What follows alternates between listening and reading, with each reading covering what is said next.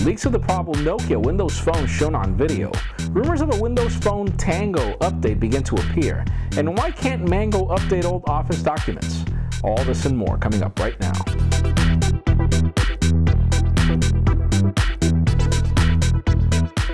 Hello everyone, I'm Jaime Rivera with Pocketnow.com and welcome to the Windows Phone View, the show we talk about all the things good and bad inside the world of Microsoft's Windows Phone platform. Let's start this week off with the good.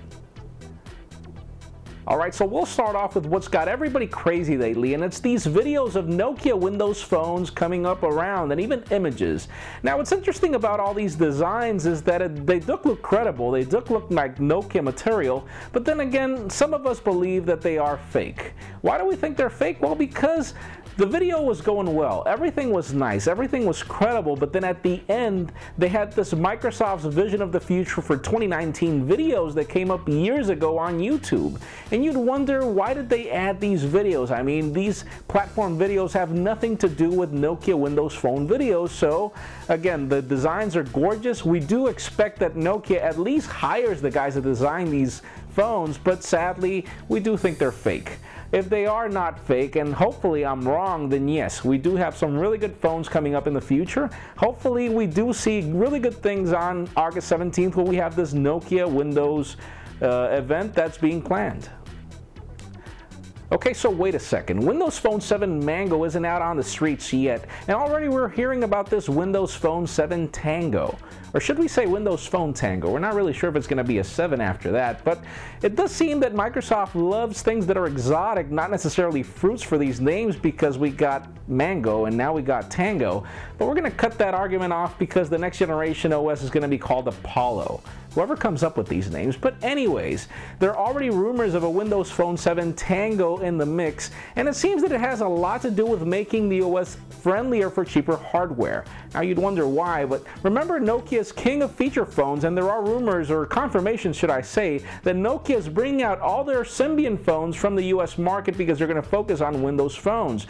Now obviously they're not only going to offer Windows Phone 7 devices because they're obviously not affordable to the whole market. So it's interesting to see what Nokia will bring to the table with Tango. Probably some cheaper hardware, cheaper phones, probably a different UI, something different elements, but still Nokia hardware with Windows Phone hardware, software I mean. Interesting. Okay, so I must admit, many of us were disappointed with Motorola when they confirmed that they were not going to be supporting Windows phones on the initial release. Though, we gotta admit that Motorola is doing a great job in putting Android on the map with their Droid lineup. Now imagine that Droid hardware with some Metro UI. Must seem fantastic. So it seems interesting that their CEO just came on record recently mentioning that they are actually open to adopting Windows Phone as long as Microsoft could cut them a deal that's different to what's negotiated with Nokia. Not really sure what they mean by that difference, but still, it's interesting to see that Motorola is open, so Microsoft's really in need of putting the platforms in the pockets of everybody. So most likely they will come up with some sort of agreement, and let's hope it's beneficial for everybody, because yeah, I would like some Motorola hardware with some Windows Phone Metro UI. Okay, so after we reported some bad news about Skype not making it to Windows Phone 7 and having no probable release dates, rumors have it that as of Mango, Skype will bring some really deep integration with Windows Phone 7. Interesting though is it's not included in Beta 2 yet, so we're not sure if it'll make it to Mango or probably some other release afterwards, but it seems that the integration will be superior to what we're already accustomed in Android.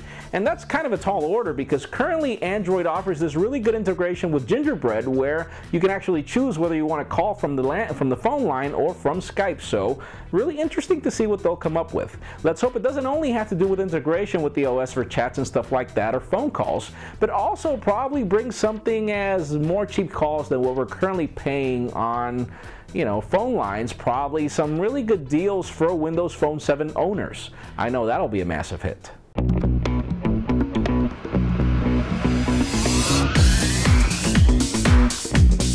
Okay, so that does it for the good. Let's start off with what's bad. Sad news has it that Windows Phone 7 Mango won't be supporting editing of Office documents that are earlier than Office 2007. Meaning if your files don't end with XLSX, DocX, or PPTX, you pretty much will only be able to view the files and not edit them.